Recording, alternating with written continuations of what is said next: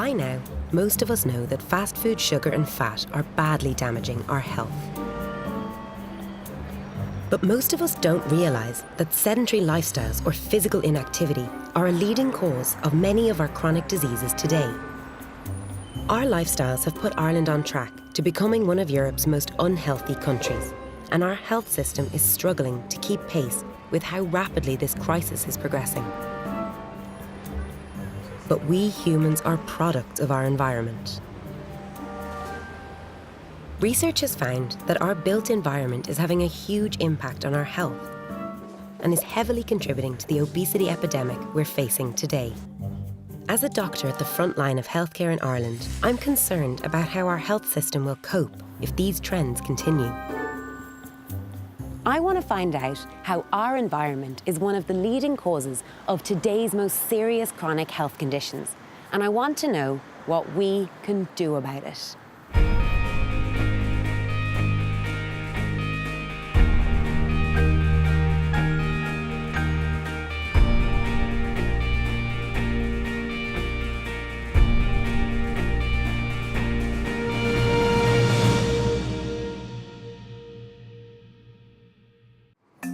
There is one treatment that's easy to access, completely free, and can help tackle many of the chronic diseases we suffer from today. It's called exercise. I'm not a big fan of the gym, but for many, this is modern exercise. To burn off the calories in one Mars bar, I would need to run on a treadmill like this for over 30 minutes. A donut is probably over 40 minutes, and most people don't believe that running an entire marathon wouldn't even burn off one large pizza. We should all be doing our best to never or rarely ever eat any of these types of foods. But if we do, we should probably all be doing a lot more of this. Exercise isn't just about burning off excess calories. Regular exercise in itself can help to combat chronic diseases such as diabetes, depression, and heart disease. A lack of basic physical activity in our lives today is dramatically contributing to the burden on our healthcare system.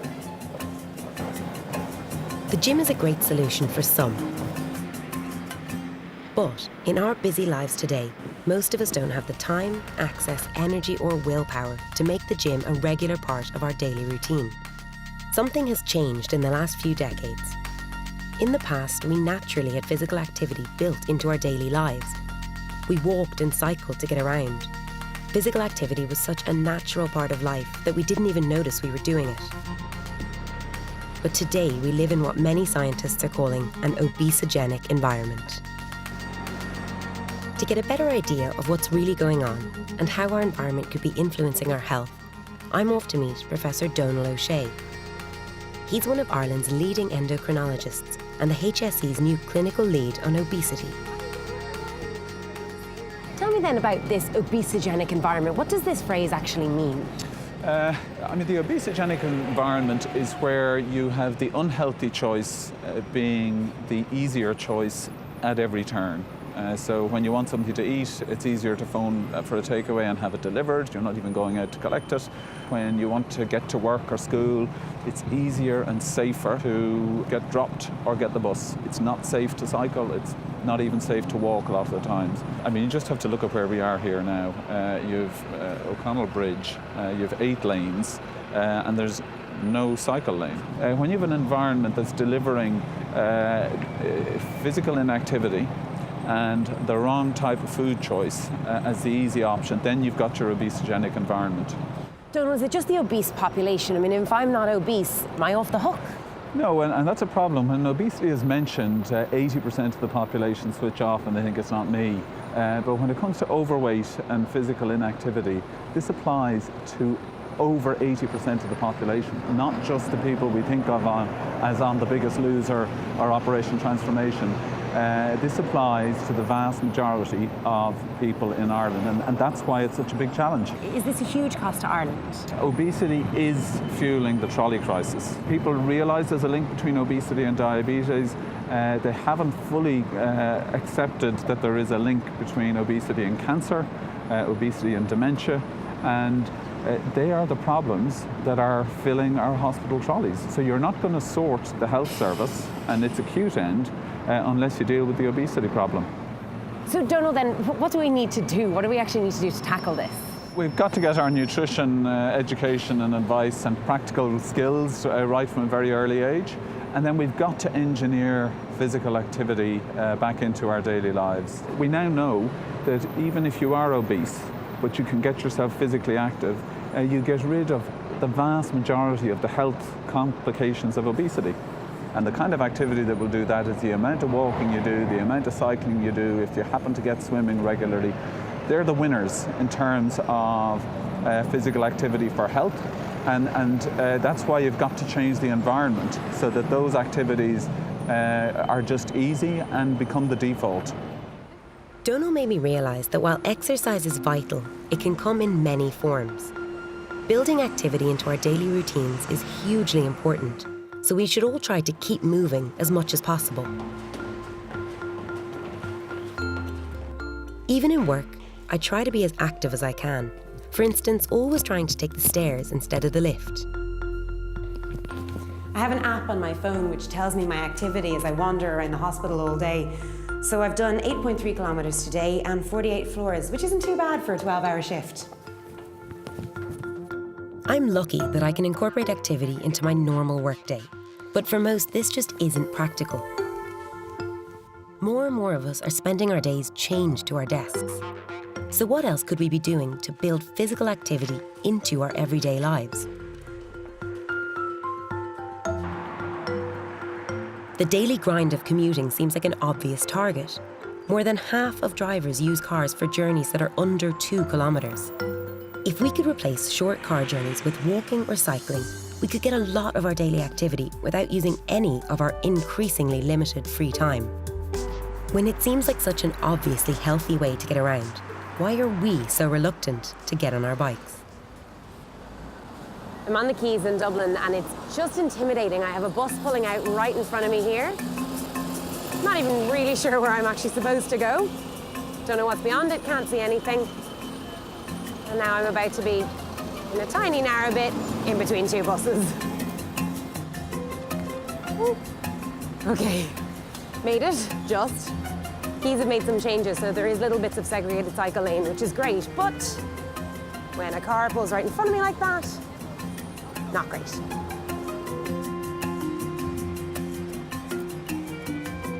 A few seconds later, a truck completely ignores my right of way and forces me to turn off the keys or risk getting hit. It's easy to see how most people feel very vulnerable and could be put off cycling on our roads. Cars, trucks and buses fly along with little regard. And when there are bike lanes, they're often ignored. Cyclists across the city are angry about the bike infrastructure and are taking action to demand change. Kieran, tell me a little bit about what you're doing out here today. Okay, well, we're from a group called iBike Dublin, and we came together about 3 or 4 months ago. And it was out of frustration, really, at the state of the cycling infrastructure in Dublin, and particularly the poor enforcement of the existing infrastructure that's here. So what we do is once or twice a week, we come out, we come to one of the mandatory cycle lanes like you see here, and we line up alongside it to protect it, to stop people parking on it. Kieran, why is this so important to you? It's important to me because I cycle to work every day. It's my chosen method of getting to work, and it's the quickest way I can get into work, and I'd like to do so safely. I don't like that every time I leave the house, my family are concerned about my safety. That shouldn't happen. You know, that shouldn't be the case when you're leaving your house to go to work in the morning. But it is, unfortunately, for people who choose to cycle in this city. So that's a big part of it. Also, I have children. I would love them to cycle to school. I want them to have that opportunity as well. And I'm frustrated that I can't, and they're frustrated that I can't let them do so. So, you know, that's why it's important to me personally. How can we make it better? Well, making it safer is the simple way to do it. In the recent budget, there was an announcement of increasing in cycling funding, but it's still, we're not sure the exact figures, but it seems to be at best just over 2% of the entire transport budget, which is minuscule, really. The UN recommends that 20% of transport funding should be for active travel. But we're just not seeing that step forward at the moment. We're seeing people talking about it, which is great, but we haven't seen the action yet. I have kids who are at school and they would love to be able to cycle, but I can't let them cycle on the roads. It just wouldn't be safe. There's Though cyclists on average live longer and much healthier lives, most people avoid bikes because they fear the roads are too dangerous. And as we've seen, there definitely is a problem with our infrastructure. Bike lanes often end suddenly, and because they're rarely segregated, they're frequently completely ignored. It's obvious that the planning and design of our environment influences the way we get around, which then has knock-on implications for our health. Dr. Lorraine Darcy lectures at the School of Civil and Structural Engineering at DIT. She's recently completed an EPA-funded research project that looks at how the planning and infrastructure of a city affects public health. I met Lorraine in a typical new suburban town on the outskirts of County Dublin to talk about the hidden influence urban planning plays in our everyday lives. Here we have a walking and cycling path, which is a great space, and we can see there's lots of people out walking their dogs, plenty of space, and it's isolated from traffic, so people feel safe from traffic. However, you'll also notice that we've quite a lot of graffiti, so we've tin cans, etc. here, and what they are signs of is what we call antisocial behaviour. And more often than not, we notice this places where we're not being overlooked, where people in houses aren't looking out onto the road. So an individual walking down here or cycling down here might feel very vulnerable because they don't feel like there's somebody there if they need them. Chances are the transport engineer or traffic engineer that thought about putting in this route said, this is brilliant, we can get people moving through this Greenway, but the actual feel of the area and how it functions may not have been discussed. So people who are living in the new suburbs are much more likely to drive to work, drive home from work, and go into their homes and then have to leave again and drive to somewhere to get their physical activity. Whereas in our older villages, it was much more inherent in what we do. How has design changed then over the last number of decades? Is it that we just didn't know how to design well? Well, our focus changed. Before the 1940s, we designed everything for the pedestrian because people didn't have cars. And so we had our walking, cycling, public transport. And then more recently, from the 2000s, during the housing boom, we made the assumption that everybody had access to a car. So we designed what we call carcitecture, where everything we've built focuses essentially on the car. And how do we go back on that? How do we get people out of the car? So we need to make nicer environments, much more comfortable environments for walking and cycling, much more connected so we can have faster trips. So what we have here is a great example of where people have burst a hole or broken a hole in a fence or a space to show us where their desire line is, where they want to travel themselves. So it's a very informal gap through the hedge where they can come through, walk through, and here we can see at the other side of the road they've done similar. They've taken away a bit of fence and there's a step there so that we can have a pathway. These two communities want to be linked, but it hasn't been designed for that, so they've done it for themselves. But then when we come down here to the end of it and we come to a roundabout, one of the most hostile environments for a pedestrian or a cyclist, really difficult to cross the road. So things were built piecemeal. They didn't link in with each other. We don't have the connectivity to move on into the next neighbourhood. So the cars are really flying off this roundabout. I mean, what I'm feeling is that if your child was cycling on ahead of you, you'd be running to catch up to stop them here. Absolutely. Or if crossing that road, you need to feel like you're with them and you're shoving them along, trying to move them on faster. With an older person, they probably feel panicked, more likely to fall. Therefore, less likely to take that trip in the first place. So the nice freedom that you found on the Greenway is immediately erased by this traffic-filled roundabout. Yes, it's a stressor. Yeah. So this is an example of an environment which an engineer would probably say is quite walkable because it's got a wide footpath. There's a verge that separates people from the main traffic. It's quite a comfortable space. It's got some street lighting, etc. But it's actually relatively hostile here. There's an individual walking. It takes a long time to walk along this road. There's not much variety. There's not much visual interest. Even though there are trees, it's an isolated type of a walk. But it does tick the boxes for what people think we need to have. And then in relation to like our bus stops, so again, this was a traffic planning issue. In relation to have, because of the speed of the road, you need to have a space where the bus can pull in. But as a result, we're so far from either junction, either end of the road, that the people living in these houses actually have about a 20-minute walk to get to this bus. So by the time you get here, you could be halfway into town in your car. So This is another example of how we've engineered this physical activity out and choice. So if you live there, you probably still have to walk 20 minutes to get to here. Here. So why would you bother? So why would you bother? It's fascinating to learn how much the science of design and planning influences our health. But if this is a design issue, then there must be a way we can redesign our built environment to make active travel a part of our lives again. So is there a town in Ireland where this is happening?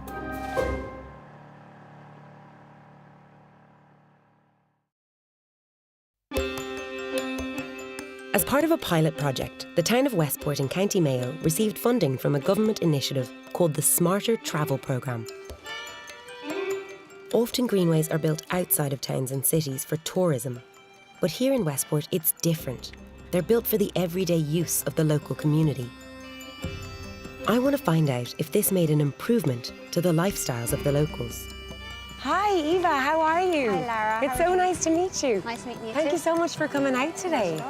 And tell me what the greenways are. Well, greenways are off-road cycle tracks and walkways. So they're off-road and they link up housing estates and schools, and they're really good because there's no traffic on them, so it makes it safe routeways for the people of a town to travel. One of the schools is about 70% that would cycle and scoot to school, so they can literally leave their houses, go onto the greenways on their bicycles and cycle to school without meeting any traffic or cars.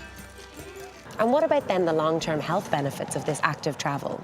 Yeah, I suppose it's trying to get in exercise into your daily routine, not have it something separate, that's something else you should do when you come home from work. We're all really tied for time. Our lives are very, very busy. So if you can fit in physical activity on your route to school, on your route to work, that means you're freer in the evenings to do other stuff as well. So it's all about being physical and mobile all day long, not just for a half an hour in the evening. Eva, I feel like I kind of have to see this for myself. Is there anything we can see? Yeah, right here we can get going. Okay, perfect, great, thanks a lot. Experiencing the greenways around Westport really shows how good infrastructure can make a big difference to people's lives. More and more children are using these new greenways to walk, cycle and scoot to school in a safe and relaxing environment. Simon Wall was the architect behind the greenways. So Simon, we profess to have bike paths and bike tracks all over this country, but a lot of them are just plain and simple not used. How do you get people to use your infrastructure? By providing quality greenways. The vast majority of our greenways are segregated from roads, and they're going through nice green settings and interlinking housing estates, and they're very practical because they follow desire lines linking existing residential areas. So the usage is not only practical, but also the way they're designed independently of traffic, their use is desirable as well. Secondly, the surface is tarmac, so it's available for multi-use, be it on a rollerblade, a wheelchair, a skateboard, cycling or walking. It has a multitude of use capabilities. And of course, an important component is that the greenways are illuminated with LED lights into the evening. So that increases the usage, particularly in the winter months where people are less inclined to get out on the greenways and start exercising. Is this something that we can expand, that we can bring to other towns and cities around Ireland? I think it's a really good template nationally that can be rolled out around the country, and our experience that we've had as pioneers in terms of greenways in Westport, I think that experience can be shared nationwide. And do you think it's worth rolling this out? Do you think it's worth making this a big scheme? Definitely. The benefit greenways have afforded to the town of Westport has been tremendous in terms of circulation from place to place and not using the motor car, but also in terms of the quality of life and social and recreational use in terms of cycling and walking has benefited the town tremendously physically and has a knock-on effect of a mental well-being within the town. The benefit has been immense. While the Westport Greenways have been a great success, sadly, projects like these are a rarity. Public investment in this kind of user-friendly infrastructure is tiny. So it's unlikely that we'll see more projects of this quality in the near future.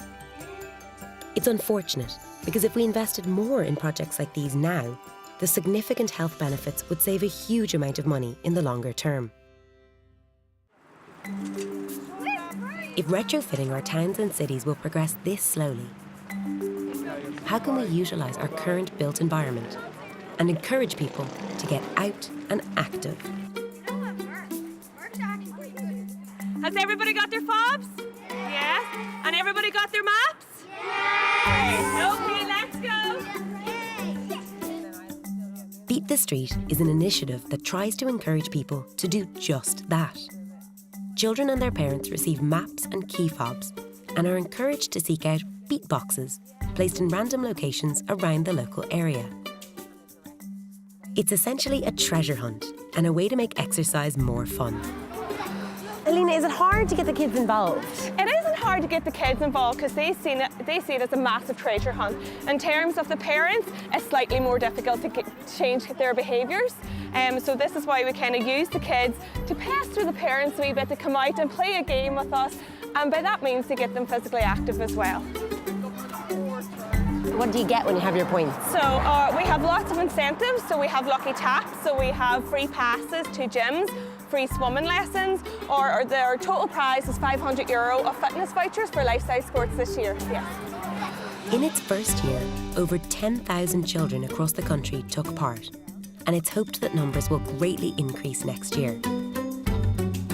This is one of many initiatives funded by a new organisation called Healthy Ireland, set up recently by the Department of Health. I asked Dr. Kate O'Flaherty from Healthy Ireland what it's all about. So Kate, I feel like a lot of the focus in Ireland and around the world is trying to make sick people better when they're in hospital. What's changing dynamic-wise?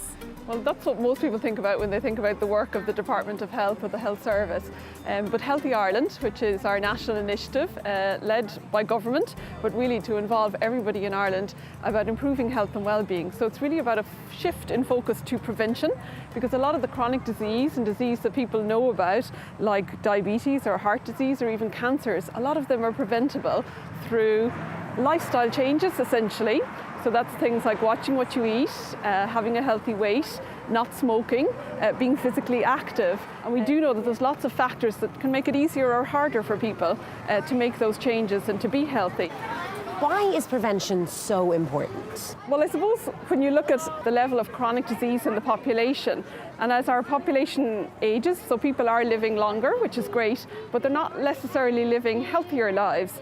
So that's a huge, I suppose, cost burden on the health service into the future and the economy. So there's a cost element to it, but it's also really in terms of the quality of life of people, of lives lost, of opportunity lost. And we know the evidence shows that a lot of chronic disease is actually preventable. So I think that puts a real big responsibility on us to just try and to implement the evidence that's there, the policies that are there that show it is possible to prevent a lot of that disease, for our children to grow up being, I suppose, more active, having better physical and mental health and well-being, and then, as I say, being able to achieve their potential in life. Only time will tell if new initiatives like these will be enough to turn the tide and help us to live longer and healthier lives. Obesity and chronic disease are threatening to cripple our healthcare system. And while we need to take personal responsibility for our own health, it cannot be denied that our environment plays a huge role. We have to demand greater investment in our environment to make it safer and easier for us to be as active as possible if we want to have a healthier Ireland for generations to come.